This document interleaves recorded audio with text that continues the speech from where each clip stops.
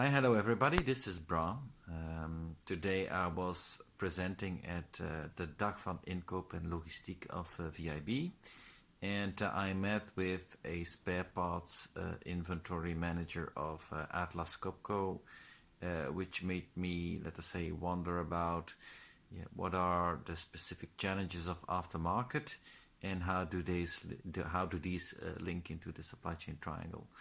Well, first of all, looking at some of the specific challenges of aftermarket, spare parts inventories, for sure they will be slow moving, so they will be quite intensive in their use of cash, their use of capital.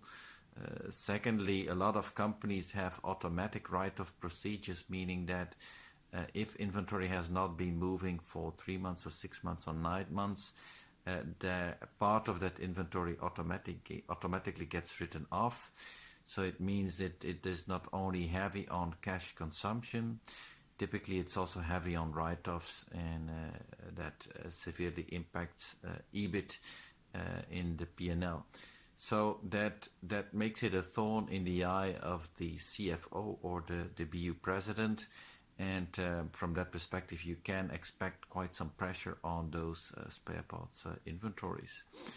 It's challenging, however, to improve on that. Why? Well, first of all, it's slow moving. So this means if you would try to right size the inventory, for instance, by doing a more clever calculation of safety stocks and reordering lot sizes, because it's slow moving, it will take time before you can actually see the benefits, easily 6 months to 1 year, if you would have turns of 1 to 2. And a big part of your inventory might even be non-moving, so then there you won't see any benefits at all. And a second challenge might be that if you would really want to start cutting SKUs that, well, in many cases sales already has made promises 5 or 10 years ago that there would be service parts, I don't know, over a 15 or 20 years period, and make that the life cycle of the product. So in many cases, as a supply chain person, you are really, let us say, hampered or cut off or limited in the options you have. What would be a quick fix? Well, a successful quick fix I have seen is that you simply try to sell off some of that slow moving or spare parts inventory, certainly if you assume, of course, that you have too much of it. And well, if you look at the targets that salespeople have, spare parts is typically in companies which sell machinery, which sell equipment. Well, it's not easy to get to your target by selling off spares, right? So salespeople will primarily be driven by selling off the equipment. That's where they get their targets. So if salespeople start selling the spares, they will be successful. But you will need some top-down pressure to get that going, and you might also need to look at the targets and the incentive schemes of salespeople to really make sure that it is a point of focus and attention for them. Yeah. A second thing I've seen successful in this type of situations is trying to get customers buying newer equipment, and potentially even giving them potentially giving them incentives to switch from older equipment to newer equipment. So if some of the costs of servicing the older machines, and that could be spare parts, it could also be repairs, if some of that becomes excessive, you need to be aware of that cost, and you need to say, okay, wouldn't it be better to have some of those customers in the end even free of charge stepping over to newer equipment, because that might help us to get rid of some of that slower moving inventory, and also, let's say, right size some of the aftermarket servicing costs. But these could be, let us say, more short-term oriented measures. I believe that the true solution is a more longer-term solution, because the previous two ones are more or less cleaning up. the best way is of course to avoid unnecessary costs and unnecessary inventories. And I think a challenge there is if I'm selling equipment, if I'm selling machinery, I will most probably do everything to get the machine sold. And if I need to add some services to that to get the deal done, I will do that. I would even do that free of charge. And why is that?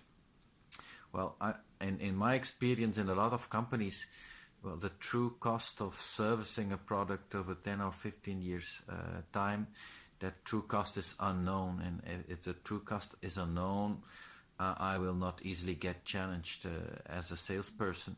And the second reason is, as a salesperson, I might be less concerned about, let us say, the longer term cost is that, okay, if the true cost of servicing the equipment 5 or 10 years later really pop up, by that time I'm most probably already gone. I moved on to a new function or a new role in the organization, so I'm not really confronted with the consequences of what I sold, let's say 5 or 10 years earlier.